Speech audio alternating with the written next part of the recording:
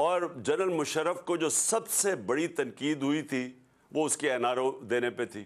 باقی تو جنرل مشرف نے ان دونوں پارٹی سے ملک کو بہتر چلایا تھا.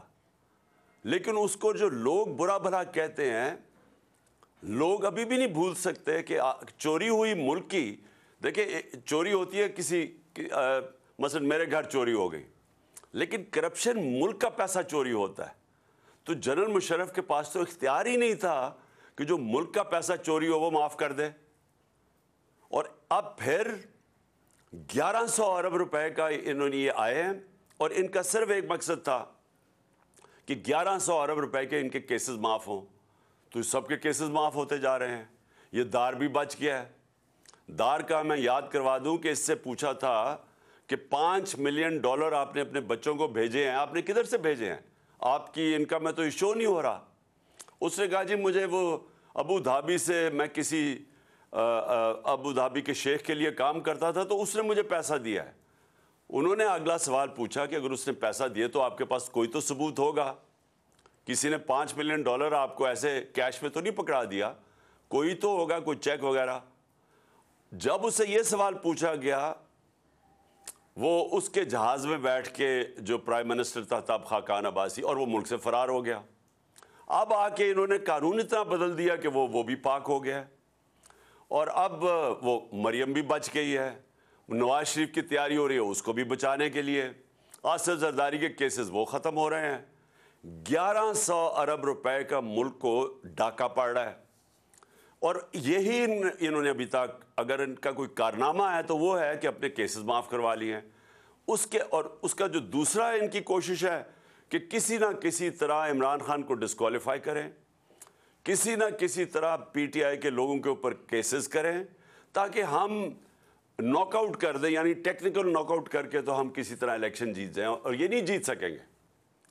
تو ملک کا اس وقت ضرورت یہ ہے کہ سیاسی استحکام آئے, اس کی وجہ سے معاشی استحکام آئے گا. سیاسی استحکام آ سکتا ہے صرف ایک طریقے سے, وہ ہے الیکشنز.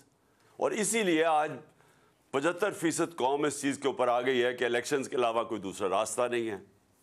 اور ہم نے ان کو اس لیے آفر کیا کیونکہ ہم اسمبلیاں ڈیزالو کرنے جا رہے ہیں پنجاب اور KP کی, اور وہ اس لیے ہم کرنے جا رہے ہیں کہ ہم سمجھتے ہیں اب کہ یہ ملک کی ضرورت ہے الیکشنز, اور PTI کی ضرورت الیکشنز نہیں ہے اس وقت.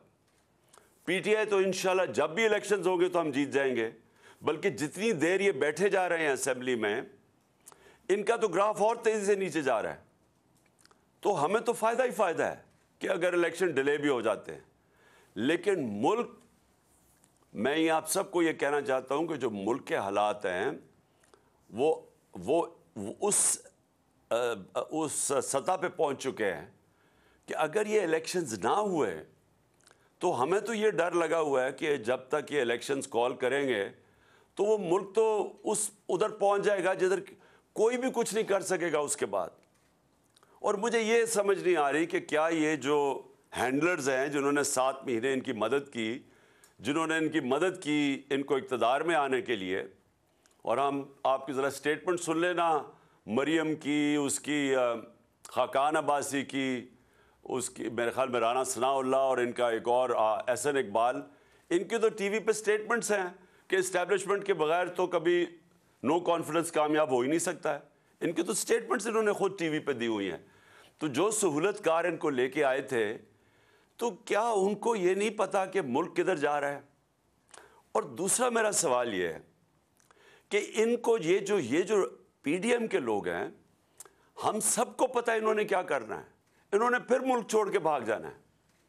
یہ بھاگنے کی تیاری کر رہے ہیں کہ اگر انہوں نے جب حالات برے دیکھے یا ملک ڈوبنے لگا تو انہوں نے تو باہر بھاگ جانا ہے.